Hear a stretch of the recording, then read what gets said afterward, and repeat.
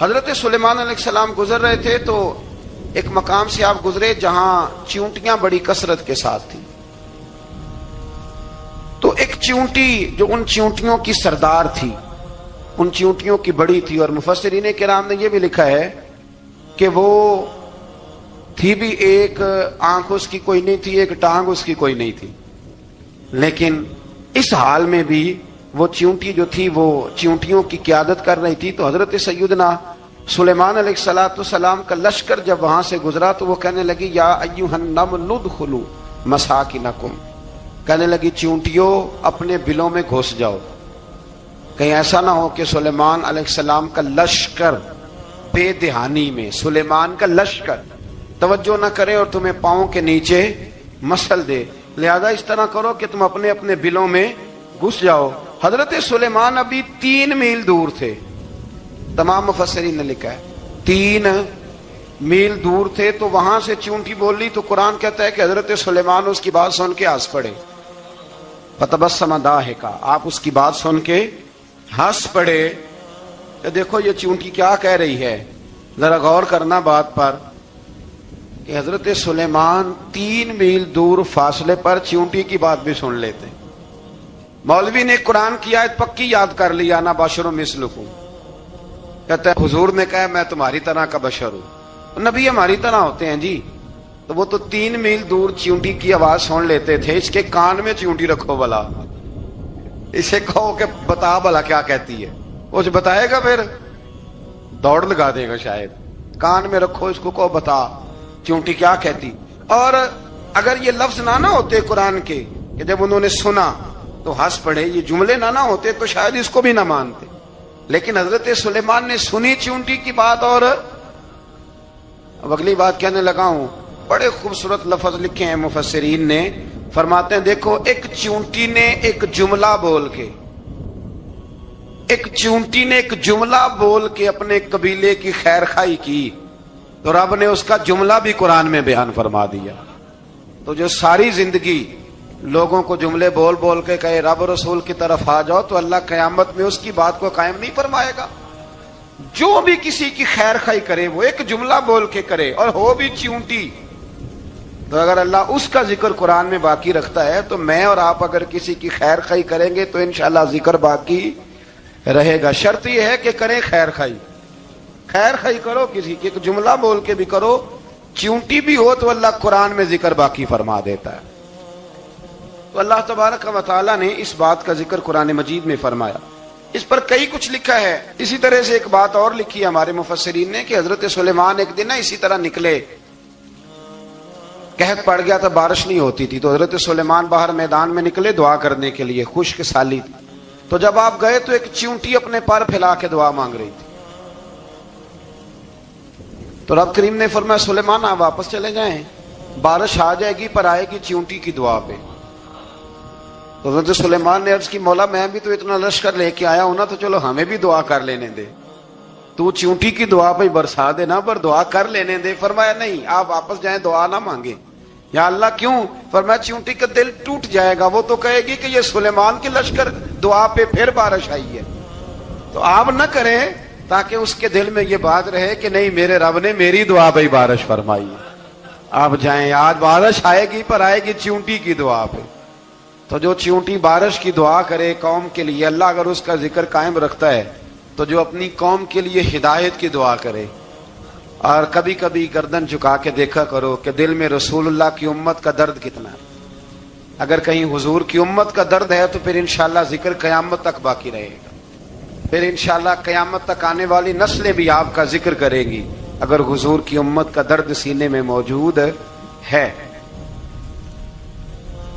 اسی طرح سے پھر حضرت سلیمان کے لشکر میں نا ایک ہدہد نامی پرندہ بھی تھا، لشکر کا کارکن تھا پرندہ. ہدہد غائب تھا تو حضرت سلیمان کہنے لگا کدھر گیا وہ ہدہد؟ نظر نہ آ جایا سخت سزا دوں گا.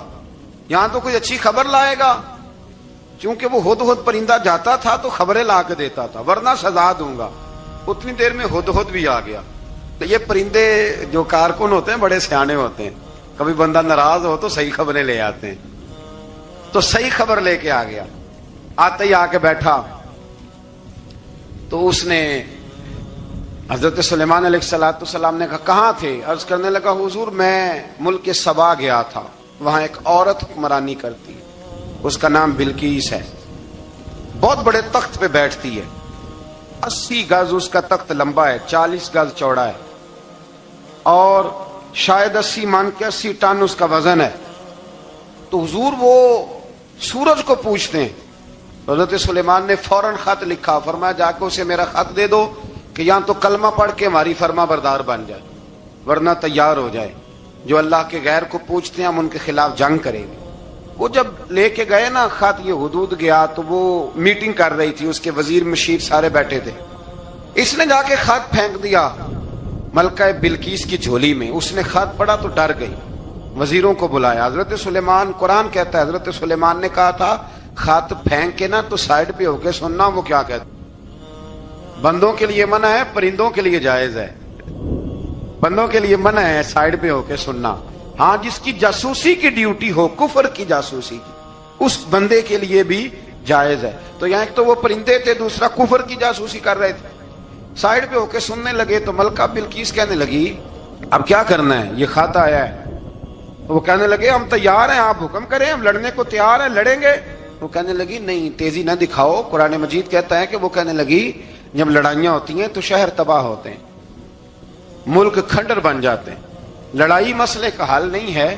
انہوں نے کہا کہ میں نبی ہوں، ایک دفعہ آزما لیتے ہیں کہ نبی ہیں کہ نہیں، معاذ اللہ آزما لیتے ہیں۔ کہا کیسے؟ کہنے لگی تحفے تائے بیچتے ہیں، اگر مال پر دل للچا گیا تو پھر نبی نہیں بادشاہ ہے، اور اگر مال پر دل للچایا نہ تو پھر اللہ کے کامل بندے۔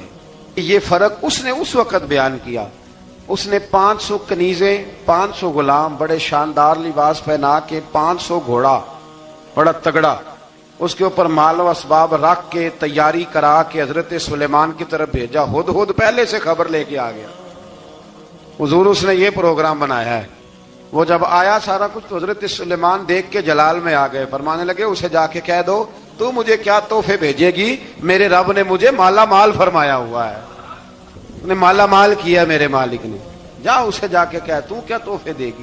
جب رب دیتا ہے تو پھر کوئی کمی نہ وہ نہیں چھوڑتا۔ بندے کیا دے سکتے ہیں، بندے تو بیچارے 10 دے کے تو 10 دن ان کی آنکھیں نہیں کھلتی۔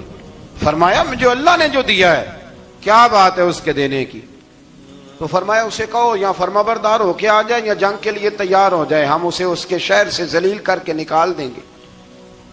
اس نے جا کے جب پیغام دیا تو اور ان لوگوں نے بھی آ کے بتایا کہ وہاں تو ہم عجیب منظر دیکھ کے آئے ہیں کہ جانور بھی ہاتھ باندھے کھڑے ہیں، وہاں تو جنات، سرکش جنات کھڑے ہیں، وہ بادشاہ نہیں وہ نبی ہیں، وہ جو 500 غلام اور 500 کنیزیں گئی تھی حوال سنایا آ کے۔ تو ملکہ بلقیس نے پھر خط لکھا کہ میں فرما بردار ہو کے آ رہی ہوں، مانا کیا ہے میں کلمہ پڑھنے کے لیے آ رہی ہوں۔ تو حضرت سلیمان نے کہا بھئی اب اس طرح کرو، ذرا فرش بچھاؤ۔ انہوں نے فرش بچھایا، اس طرح کا کہ اوپر فرش تھا، نیچے مچھلیاں تیر رہی، لگ رہا تھا دریا ہے، ڈیوٹی لگا دی، جنات نے بچھا دیا۔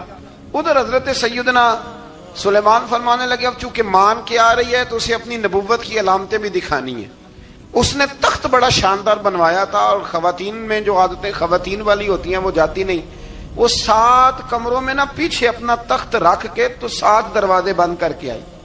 اس زمانے میں ایک رواج تھا، وہ زلیخا نے بھی 7 دروازے مکفل کے ایک رواج تھا، ایک کمرہ، پھر کمرے کے پیچھے کمرہ، پھر اس کے پیچھے کمرہ، پھر اس کے پیچھے کمرہ، اور اس کو بڑے موٹے تالے لگائے جاتے تھے، اور فلسفہ یہ تھا کہ ایک تالا توڑے گا کوئی تو جب تک سپاہی آ جائیں گے، اور اگر اس کے توڑنے تک نہ آئے تو دوسرے کے توڑنے تک آ جائیں گے، اور اس کے توڑنے تک نہ آئے تو 7ویں تک تو آ جائیں گے۔ یہ ان لوگوں کا نفسیاتی معاملہ تھا، سوچ تھی۔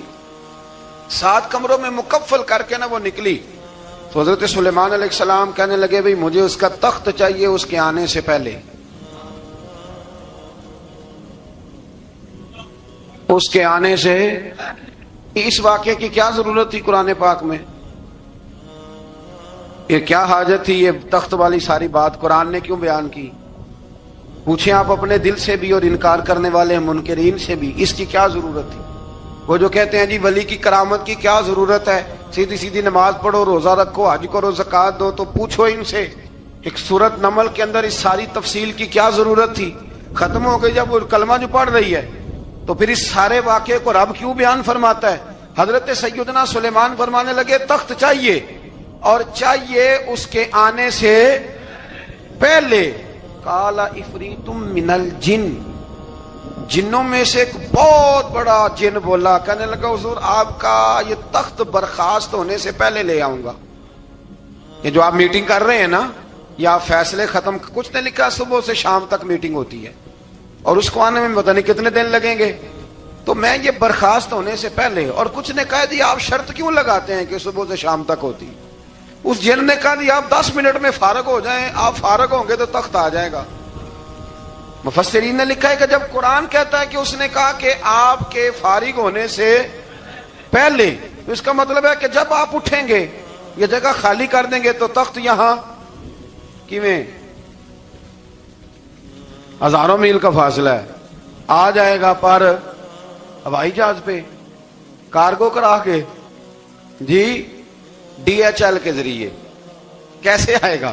وہ آئے گا تو بس آئے گا تو حضرت سلیمان کی تو بادشاہت تھی نا زمانے پہ، فرمانے لگے نہیں نہیں تو لیٹ ہے، تو لیٹ ہے، تو ہمیں جانتا ہی نہیں، ایٹ سٹ تے پکھڑا کوار گندل، اسی اور بھی بوٹیاں جاننے ہاں، یہ تو لیٹ ہے، ابھی ہماری طاقت اس سے زیادہ ہے۔ بڑی کمال بات لکھی ہے لکھنے والوں نے۔ ایک مفسر نے لکھا ہے کہ ابھی حضرت سلیمان نے غلاموں سے منگوایا ہے، اپنی بات کوئی نہیں کی، یہ حال ہے ان کے غلاموں کا، تو سردار کا عالم کیا ہوگا؟ حضرت سلیمان کہنے لگے بھی جلدی جائیے۔ قال الذی عنده علم من الکتاب انا آتیک بہ قبل ان یرتد الیک طرفک، تو اٹھا ان میں سے وہ جس کے پاس کتاب میں سے علم تھا، ساری کتاب کا بھی نہیں، علم من الکتاب، کتاب، وہ اٹھے جن کے پاس کتاب میں سے علم تھا، تو وہ اٹھ کے کہنے لگے حضور میں لے آؤں گا، کب؟ آپ کے آنکھ جھپکنے سے، آنکھ جھپکنے سے، بندہ تھا جن تھا، جن کی تو بات مانی نہیں انہوں نے، کیا کہا؟ آنکھ جھپکنے سے، میں آنکھ جھپکنے سے پہلے لے آؤں گا۔ تو حضرت سلیمان کہنے لگے تو ٹھیک ہے چل لا، پھر لا، پھر آنکھ جھپکنے سے بڑے ہی نہیں، پھر غصہ نہیں آتا ان پہ، پھر غصہ نہیں آتا۔ میرے شیخ کامل، مرشد اکمل، شیخ بحر و بار، حضور غوث پاک جیلانی، حضرت غوث اعظم یوں کر کے شاگردوں کو، مریدوں کو سبق پڑھا رہے تھے، پڑھاتے پڑھاتے ہاتھ آگے کیا، اور جب ہاتھ واپس آیا تو بھیگ گیا تھا سارا۔ تو شاگرد کہنے لگے حضور یہ کیا ہے؟ فرمایا تمہیں نہیں سمجھ آئے گی، چھوڑو تمہارے والی بات نہیں، خاصاں دی گل آما آگے نہیں مناسب کرنی، رہنے دو تم۔ کچھ وقت گزرا تو کچھ لوگ آ گئے، ابھی کلاس ختم نہیں ہوئی تھی، کپڑے بھیگے ہوئے ہو، وہ شاگرد پہلے ہی منتظر تھے، کہا تمہیں کیا ہوا؟ کہنے لگے دریا میں جا رہے تھے، اچانک ہچکولیں آنے لگے، تو ہم نے کوئی کسی بے عمل کا بازو تو نہیں نہ تھاما، ہم غوث اعظم کے ماننے والے ہیں، تو دریا میں کہا یا شیخ عبد القادر جیلانی شیئا للہ، اللہ کے راستے میں مدد کرو۔ تو کہنے لگے بس ایک ہاتھ ہی آیا ہے، اور یوں کشتی کھینچ کے باہر نکالی ہے۔ تو اب وہ شاگرد سارے چپ کر گئے، کہنے لگے جواب کیوں نہیں دیتے؟ انہوں نے کہا تم نے ہاتھ دیکھا ہے پہنچتا ہوا، اور ہم نے ہاتھ دیکھا یہاں سے جاتا ہوا، تم نے پہنچتا ہوا دیکھا ہے، تو ہم نے حضرت بہاؤالحق نقش بند بخاری، ان کی ایک مریدنی تھی، اوپر چبارے پہ کسی نے اس کی عزت پہ ہاتھ ڈالا، چبارے پہ اوپر والی منزل پہ، اس مریدنی نے اپنی عزت بچانے کے لیے چھلانگ لگا دی، جب وہ نیچے گر رہی تھی تو حضرت بہاؤالحق نقش بند بخاری پہنچ گئے، نیچے کوئی ایسا بندوبست کر دیا، کوئی چارپائی بچھا دی، کوئی ایسا جس پہ وہ آ کے آرام سے گری اور بچ گئی۔ حضرت صاحب کی طرف دیکھ کے کہنے لگی حضور آپ کب آئے؟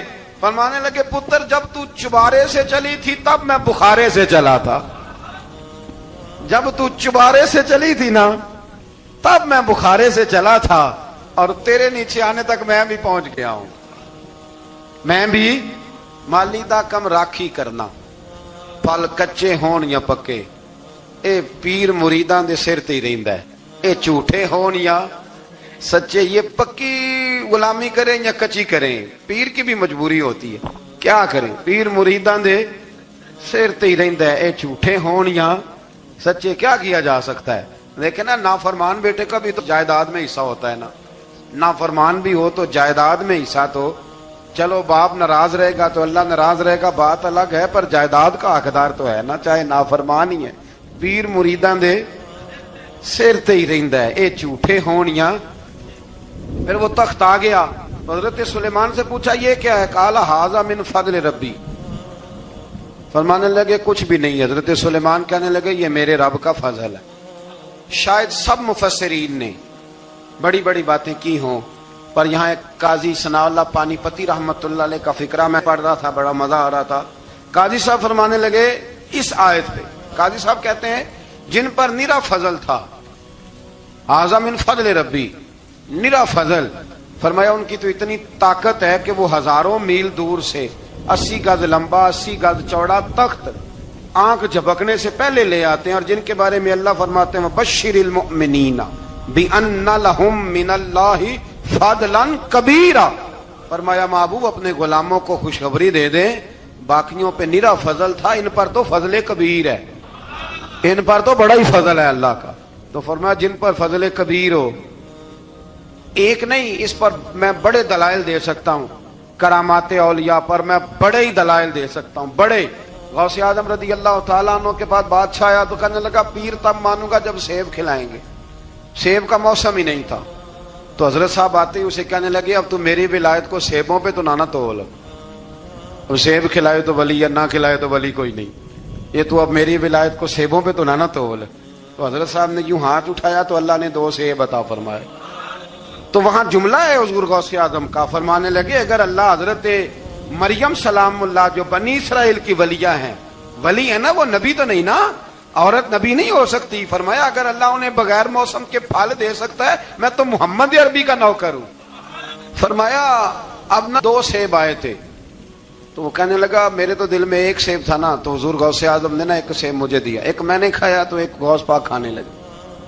کہتے ہیں میں نے وہ منہ میں رکھا، ذرا ترش تھا، تو میرے چہرے کا وہ رنگ دیکھ کے نا، اثر دیکھ کے کہ تلخی محسوس، تو غوث اعظم کہنے لگے میرے والا کھا۔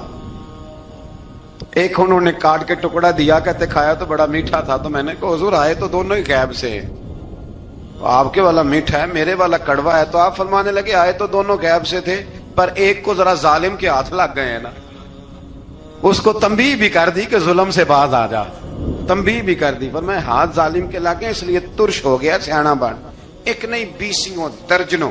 لیکن پتہ نہیں کیوں لوگ اڑ گئے، پتہ نہیں کیوں کڑ کے آ گئے کرامت اولیاء کے معاملے میں۔ بالکل ابھی کسی حدیث میں یہ نہیں آیا کہ اس زمانے میں ولی ہوں گے تو اس زمانے میں ولی نہیں ہوں گے۔ حضور نے فرمایا میری امت کبھی گمراہی پر جمع نہیں ہوگی۔ اقبال کہتے ہیں اولیاء کیا ہوتے ہیں؟ اولیاء کیا ہیں؟ جواسیس القلوب۔ اقبال کہتا ہے ولی کا بہت بڑا ولی تم نے دیکھنا ہو تو اسے دیکھو جو تیرے دل کا جاسوس ہے۔ چلو یہ مشکل بات ہے، میں نہیں چھیڑتا، لیکن جو تیرے وہ جاسوسی کرتا ہے، پر کرتا ہے تیرے دل کی، وہ تیرے دل کا جاسوس ہوتا ہے ولی۔ اور اس پر حضور کی حدیث ہے، فرمایا اس کی فراست قلبی سے ڈر، یہ اللہ کے نور سے دیکھتا ہے، ڈر اس کی فراست قلبی سے، اللہ توفیق عطا فرمائے۔ 12 اس ولی کا نام تھا آصف بن برخیا۔ آصف بن برخیا جی حضرت سلیمان کے وزیر تھے۔ وہ آئی ملکہ بلقیس، اور جب وہ آئی نا تو اس نے دیکھا کہ یہ تو آگے سامنے حضرت سلیمان بیٹھے ہیں، اور جو رستہ ہے نا درمیان میں وہ فرش ہے کہ دریا ہے سمجھ نہیں آ رہی، تو اس نے نا اپنا یوں کر کے اوپر کپڑا اٹھانا شروع کر دیا کہ نیچے پانی ہے۔ تو حضرت سلیمان کہنے لگے چلتی آ، نیچے کچھ بھی نہیں۔ اس نے پیر رکھا، نیچے مچھلیاں بھی تیرتی جا رہی تھی۔ حضرت سلیمان علیہ الصلوۃ والسلام، آج بھی اللہ نے توفیق دی ہے نا، لوگوں نے اس طرح کی تعمیرات بعد میں کی ہیں، لیکن اس کے موجد، اس کے پہلے بنانے والے حضرت سلیمان ہیں اللہ کی دی ہوئی توفیق سے۔ تو وہ ملکہ آپ کے پاس آئی، پھر وہ آپ کی فرما بردار ہو گئی، اور بعد مفسرین نے یہ لکھا ہے کہ اس نے جب کلمہ پڑھا تو پھر اس کا نکاح بھی حضرت سلیمان سے ہوا۔ حضرت سیدنا لقمان اپنے بیٹے کو نصیحت کرتے ہیں، اور قرآن مجید نے سورہ لقمان کے اندر آپ کی ان نصیحتوں کا ذکر فرمایا ہے۔ اللہ کریم نے ارشاد فرمایا کہ حضرت لقمان ان کی جو بات انہوں نے اپنے بیٹے کے ساتھ کی، فرمایا وَلَا تُصَعِّرْ خَدَّكَ لِلنَّاسِ، اے میرے بیٹے لوگوں کے ساتھ اپنے رخ کو نہ پھیرا کر، غرور کے ساتھ اپنے لب و لہجے کو پھیر نہ لیا کر لوگوں کی طرف سے، اور وَلَا تَمْشِي فِي الْأَرْضِ مَرَحًا، اور زمین پر اکڑ اکڑ کے نہ چلا کر، تکبر کے ساتھ اپنے لب و لہجے کو لوگوں سے پھیر نہ لیا کر، اور زمین پر اکڑ کے بھی نہ چلا کر۔ جناب لقمان اپنے بیٹے کو نصیحت فرما رہے ہیں، اور اللہ نے اس کا ذکر قرآن مجید میں فرمایا ہے۔ اسلام ہماری تربیت کرتا ہے ہر موقع پر، اور ہمیں اسباق پڑھاتا ہے زندگی ساری گزارنے کے لیے۔ انسان کی بات کا دوسرے پر بڑا اثر ہوتا ہے، لیکن اس کی بات کے ساتھ ساتھ اس کے لہجے کا بھی بڑا اثر ہوتا ہے، کھانے کا بھی بڑا اثر ہے، لیکن کھانا آپ کس برتن میں رکھ کے دے رہے ہیں اس کا بھی بڑا اثر ہے۔ آپ نے کھانا کس طرح سجایا ہے، کس جگہ کسی کو بٹھایا ہے، اس کا بھی بہت زیادہ اثر ہے۔ اسلام یہ کہتا ہے کہ آپ کا جو لب و لہجہ ہے وہ ہمیشہ اچھے اخلاق والا ہونا چاہیے۔ لہجے جو ہوتے ہیں نا، لہجے، لب و لہجہ، وہ بڑی تاثیر رکھتا ہے، بڑا اثر رکھتا ہے۔ چھوٹا سا بچہ ہوتا ہے، دودھ پیتا ہے، ابھی نونہال بچہ ہے چھوٹا سا، ابھی اسے پتہ نہیں ہے کہ کون سی بات کا کیا معنی ہے۔ اسی بچے کے آپ نے گال پہ محبت کے ساتھ ہاتھ پھیرا تو وہ ہنس دیتا ہے، لیکن اگر آپ غصے کے ساتھ اس کی گال پہ ہاتھ لگاتے ہیں تو وہ رو دیتا ہے۔ آپ میری بات کو سمجھیں گے، ابھی اس کو لفظوں کے مفاہیم کا نہیں پتا، معانی سے ابھی وہ آگاہ نہیں ہے، معنی نہیں جانتا، پر آپ نے کس لہجے کے ساتھ اس سے پیار کیا یہ اسے پتا ہے۔ یہ جو لہجہ ہوتا ہے نا، لہجہ، اخلاق آپ کا، یہ بڑا اثر کرتا ہے۔ آپ نے گفتگو کی، لیکن اس گفتگو میں آپ کا انداز کیا تھا، لب و لہجہ کیا تھا۔ کچھ لوگ کہتے ہیں میں نے کوئی غلط بات کی ہے، بالکل ٹھیک بات کی ہے۔ بھئی آپ کی بات ٹھیک تھی، پر آپ کا انداز ٹھیک نہیں تھا۔ جہاں بات ٹھیک ہونا ضروری ہے نا، وہاں انداز ٹھیک ہونا بھی بڑا ہی ضروری ہے۔ آپ کے لہجے کا خوبصورت ہونا اور آپ کے لفظوں کا حسین ہونا بھی بڑا ہی ضروری ہے۔ اگر آپ تھوڑا سا معاشرے میں غور کریں تو کچھ لوگ ایسے ہیں جو طبعاً ہی بیچارے دنیا میں آئے ہی شکوہ کرنے کے لیے، ان کے لہجے سے نہ ترش روئی برستی ہے، تلخی ہے۔ وہ جی میں فلاں آدمی کے پاس گیا تو اس نے میری بات نہیں سنی، فلاں شخص سے میری ملاقات ہوئی، میں نے وقت گزارا پر وہ بندہ ٹھیک نہیں نکلا، فلاں کے ساتھ میں آگے بڑھنا چاہ رہا تھا پر میرے معاملہ چل نہیں سکے۔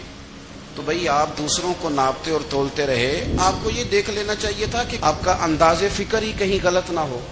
لہجے، اخلاق، یہ آپ کے لفظوں سے بھی زیادہ اثر بعض اوقات رکھتے ہیں۔ کسی نے کہا تھا کہ میرے لہجے میں غرور آیا تھا، اس کو حق تھا کہ شکایت کرتا تھا، میرے لہجے میں کچھ ایسا کہ جس پہ وہ بیچارہ پریشان ہو گیا، اب اس کا حق بنتا تھا وہ اس پہ شکایت کرتا۔ تو میرے عزیز، آپ بات کو یاد رکھیں گے کہ جو اخلاق ہے، آپ کا جو اخلاق ہے، جو آپ کا کردار ہے، وہ اپنی ایک خوبصورتی رکھتا ہے۔ اس لیے میرے نبی پاک صلی اللہ تعالی علیہ وآلہ وسلم نے فرمایا تم میں کامل مومن وہ ہے جس کا اخلاق زیادہ اچھا ہے۔ جو کہانیاں زیادہ سناتا ہے وہ نہیں، جو اپنی خدمات زیادہ بتاتا ہے وہ نہیں، جو باقی سب کی نفی کر کے کہتا ہے کہ دنیا میں کوئی بندہ ٹھیک نہیں، صرف میں ٹھیک ہوں، وہ والا بندہ نہیں، بلکہ فرمایا جس بندے کا اخلاق زیادہ اچھا ہے۔ اخلاق دیکھیں، یہ جو آپ کا لہجہ ہوتا ہے نا، یہ بہت زیادہ اثرات مرتب کرتا ہے آپ کے گھر پہ بھی، باہر بھی۔ آپ اگر اپنی گفتگو میں باڈی لینگویج کو تھوڑا سا اچھا رکھیں. کچھ لوگ ایسے ہوتے ہیں جو بات بڑی صحیح کرتے ہیں پر کچھ زیادہ ہی باتیں کرتے ہیں. تو وہ زیادہ باتیں کرنے کی وجہ سے ان کی جو صحیح باتیں ہوتی ہیں ان کا بھی وزن خراب ہو جاتا ہے, کیونکہ وہ زیادہ باتیں کرتے ہیں, ہر وقت بولتے ہیں, ہر وقت بات کرتے ہیں. تو جب وہ ٹھیک بات بھی کر رہے ہوں تب بھی ان کی بات کا لوگ اثر قبول نہیں کرتے. لیکن اگر ان کا لہجہ باوقار ہو, بات وہ تھوڑی کریں پر جتنی کریں ذرا سونی کر کے کریں, گفتگو میں خود بخود اثر پیدا ہو جائے گا, بات اچھی لگے گی. اخلاقی رویے اگر لوگوں کے زیادہ اچھے ہو جائیں, ایک تو مسکرانے کا بل کوئی نہیں آتا, اس کے پیسے کوئی نہیں لگتے, اور یہ بھی شکر ہے ابھی تک اس پر ٹیکس بھی کوئی نہیں, یہ بھی مقام تشکر ہے. تو اگر آپ بات کریں اور اس میں تھوڑی سی مٹھاس پیدا کر لیں, آپ تھوڑی سی بات میں نا مٹھاس. میرے ایک کلاس فیلو ہیں, تو وہ تقریر کر رہے تھے اور میں سن رہا تھا, تو مجھے بعد میں کہنے لگے آپ تبصرہ کریں میں نے کیسی تقریر کی ہے. یہ ہوتا ہے نا جی, بعض اوقات دوست بیٹھتے ہیں بے تکلف تو کئی دفعہ کچھ باتیں ایسی ایک دوسرے کے ساتھ کرتے ہیں. تو مجھے کہنے لگے آپ بتائیں کہ میں بات کر رہا تھا تو کیسی تھی. تو میں نے کہا جب آپ بات کر رہے تھے تو میں ڈر رہا تھا, مجھے لگ رہا تھا کہیں آپ لڑ نہ پڑیں. بھئی آپ اطمینان سے بات کریں, آپ تسلی سے بات کریں, آپ خندہ پیشانی کے ساتھ بات کریں. میرے نبی پاک صلی اللہ تعالی علیہ وسلم نے فرمایا, مسلم شریف کی حدیث ہے, حضور فرماتے ہیں نیکی کو کبھی چھوٹا نہیں سمجھنا, نیکی کو حقیر نہیں سمجھنا. کچھ نہ ہو سکے تو اپنے بھائی سے مسکرا کے بات ہی کر لیا کرو. بات کرو تو تمہارے لہجے میں ترش روئی نہ ہو. بعض اوقات آپ تلخ بات کرتے ہیں, آپ کا لہجہ تلخ ہوتا ہے تو آپ کی صحیح بات بھی قبول نہیں کی جاتی. لیکن اگر آپ کے لہجے میں مسکراہٹ ہو, آپ کے لہجے کے اندر خوبصورتی ہو, تو آپ کے اپنے بھی آپ کے بیگانے بھی سب کے سب آپ کی بات کو تسلی کے ساتھ سمجھنا وہ گوارا کریں گے. اسی طریقے سے ہمارا دل کرتا ہے کہ لوگ ہماری بات سنیں, ہمارے گرویدہ ہوں, ہم جو پیغام دینا چاہتے ہیں وہ پیغام لوگ اچھے طریقے سے قبول کریں, اس پر لوگوں کی توجہ زیادہ ہو, یہ ہمارا شوق ہوتا ہے. اور دنیا میں اب تو فیمس ہونے کا شوق بڑا بڑھ گیا ہے, اب بڑا بڑھ گیا ہے.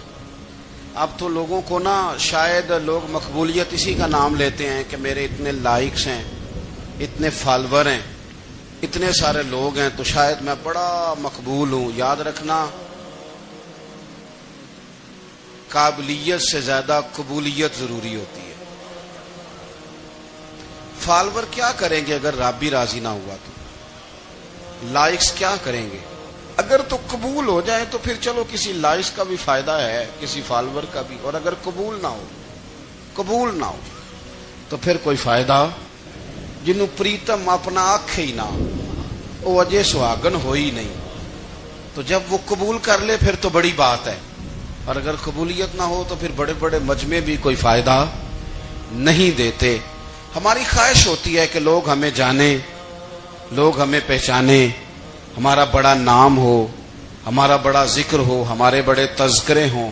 تو میرے نبی پاک صلی اللہ تعالی علیہ وسلم نے ارشاد فرمایا, حضرت ابو ہریرہ رضی اللہ تعالی عنہ روایت کرتے ہیں, حضور فرمانے لگے تم مال کے ذریعے لوگوں کو اپنا گرویدہ نہیں بنا سکتے, پیسے دے کے لوگوں کو پیچھے نہیں لگا سکتے. کتنے کو دو گے؟ دیکھیں نا, پیسوں سے تو بندے کا لالچ شروع ہو جاتا ہے. ایک دفعہ دیں, پھر دوسری دفعہ دیں, پھر تیسری دفعہ دیں. روز دیں گے تو بندہ راضی ہوگا, اور اگر آپ نے 99 دفعہ دیا, ایک دفعہ نہیں دیا تو وہ ناراض ہو جاتا ہے. تو کتنا کو لالچ پورا کریں گے. تو حبیب پاک علیہ الصلوۃ والسلام فرمانے لگے تم پیسے دے کے لوگوں کو اپنا گرویدہ نہیں کر سکتے, ہاں خندہ پیشانی سے, حسن اخلاق سے ملو گے تو لوگ تمہارے گرویدہ ہو جائیں گے. تمہارا اخلاق, تمہاری خندہ پیشانی, تمہارا اچھا کردار, یہ لوگوں کو گرویدہ کر سکتا ہے. مال و دولت سے لوگ گرویدہ نہیں ہوتے. تو ہمارا وہ جو روزمرہ کا لوگوں کے ساتھ تعلق ہے, لب و لہجہ ہے, میں نے دیکھا ہے بہت سارے لوگ ایسے ہیں جن کے ساتھ لوگ آنا جانا, ملنا بیٹھنا آہستہ آہستہ چھوڑ دیتے ہیں. اور وہ کس لیے چھوڑ دیتے ہیں؟ وہ ان کے رویے کی وجہ سے چھوڑ دیتے ہیں. ان کے انداز فکر کی وجہ سے چھوڑ دیتے ہیں، ان کے شکووں کی وجہ سے چھوڑ دیتے ہیں۔ مزاج ہوتا ہے نا ہمارا کہ ہمیں شوق ہوتا ہے تعلق زیادہ لوگوں کے ساتھ ہو، اور پھر یہ بھی شرط ہوتی ہے کہ میں جس کے پاس جاؤں وہ مجھے یہی کہے کہ تو میرے ساتھ ہی پیار کر۔ ایک صاحب مجھ سے کہنے لگے کہ یہ میں محفل کراتا ہوں، آپ بھی تشریف لائیں، اور میں 20 علماء کو بلا چکا ہوں اور بڑے بڑے نامور نام انہوں نے میرے سامنے لیے۔ میں نے ان سے پوچھا کہ جو نام آپ نے لیے ہیں اور آپ کی تصویریں بھی ساتھ ہیں، میں الحمدللہ تسلیم کر گیا ہوں آپ کی بات کو، لیکن سوال میرا یہ تھا کہ کیا آپ نماز بھی پڑھتے ہیں؟ 21 علماء کو آپ نے بلایا یا 20 کو بلایا اور بڑے بڑوں کو بلایا، اور مجھے بھی آپ دعوت پیش کر رہے ہیں، تو نمازی بھی آپ ہیں، نمازی بھی ہیں؟ کہنے لگے آپ دعا کریں میں نماز پڑھنا شروع کر دوں۔ میں نے ان سے کہا خدا کے بندے، اب اگر تو کسی اور کو بتائے گا کہ 20 اتنے بڑے لوگوں سے میرا تعلق کر پڑتا میں نماز بھی نہیں، تو لوگ کیا سوچیں گے کہ 21 مولوی مل کے بھی ایک بندے کو نمازی نہیں بنا سکے۔ تو آپ اپنے لب و لہجے سے صرف باتوں سے گرویدہ کسی کو کر لیں گے؟ آپ یہ دیکھیں کہ اخلاق کس طرح کا ہے، لہجہ کس طرح کا ہے، آپ کے بات کرنے کا انداز کتنا حسین ہے، اس لفظ کے اندر حسن کتنا زیادہ ہے۔ نبی پاک صلی اللہ علیہ وسلم بھی تبلیغ فرماتے، ہم بھی تبلیغ کرتے ہیں۔ میں اور آپ جب تبلیغ کرتے ہیں تو اس تبلیغ کے اندر شکوہ ہوتا ہے اور تنقید ہوتی ہے، اور بعض جگہ میں نے یہ بھی دیکھا ہے کہ طنز ہوتا ہے، طنز۔ ہم دوسرے کو دین کی دعوت رہے ہیں، لیکن ہمارے لب و لہجے سے طنز اور تش روئی چھلکتی ہے۔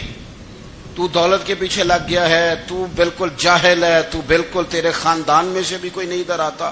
آپ طنز کر رہے ہیں، آپ دعوت دین نہیں دے رہے۔